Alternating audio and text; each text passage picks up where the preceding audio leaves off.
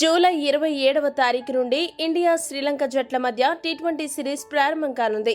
ఈ సిరీస్ కోసం రెండు జట్లు కూడా పూర్తి స్థాయిలో కసరత్తులు చేస్తూ సన్నద్ధమవుతున్నాయి. రెండు జట్లు కూడా తాము ప్రాక్టీస్ చేస్తున్న వీడియోలను సామాజిక మాధ్యమాల్లో పోస్ట్ చేస్తూ అభిమానులను ఉత్సాహపరుస్తున్నాయి. అదే సమయంలో అభిమానులు కూడా ఈ టీ20 సిరీస్ మరీ ఏకపక్షంగా కాకుండా హోరాహోరీగా జరగాలని మాత్రం ఖచ్చితంగా కోరుకుంటున్నారు. అయితే భారత అభిమానులు మాత్రం ఈ టీ20 సిరీస్ లో ఓ ఇద్దరి ప్రదర్శనపై ప్రత్యేక దృష్టి సారించారు.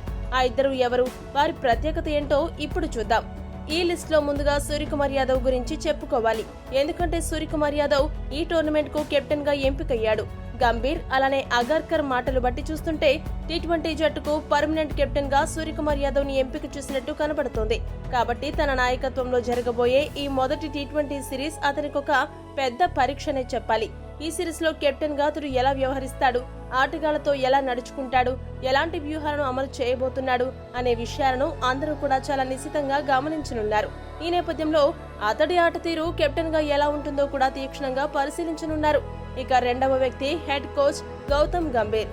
హెడ్ కోచ్ కాకముందు ఐపీఎల్లో మెంటర్ గా గంభీర్ కు మంచి రికార్డు ఉంది.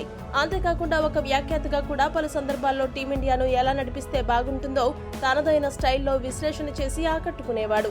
ఇటువంటి పరిస్థితుల్లో అతని చేతికే హెడ్ కోచ్ పదవి రావడంతో ఇప్పుడు హెడ్ కోచ్ గా ఎలాంటి నిర్ణయాలు తీసుకోబోతున్నాడు, వ్యాఖ్యాతగా ఉన్నప్పుడు తాను చెప్పిన మాటలకు తాను కట్టుబడి ఉంటాడా లేదా, టీమిండియాలో ప్రక్షాళన చేయనున్నాడా లేదంటే మార్పులు ఏమైనా తీసుకురాబోతున్నాడనే విషయాలు చాలా కీలకంగా మారనున్నాయి. ఈ పరిస్థితుల్లో గంభీర్ హెడ్ కోచ్ గా తనదైన మార్క్ ఏ విధంగా చూపిస్తాడో వేచి చూడాలి. ఈ టీ20 సిరీస్ లో సూర్యకుమార్ యాదవ్ అలానే గంభీర్ ఎలా సత్తా చాటుతారని మీరు భావిస్తున్నారో కామెంట్ చేయండి. మరిన్ని స్పోర్ట్స్ అప్డేట్స్ కోసం మా ఛానల్ ను సబ్స్క్రైబ్ చేసుకోండి.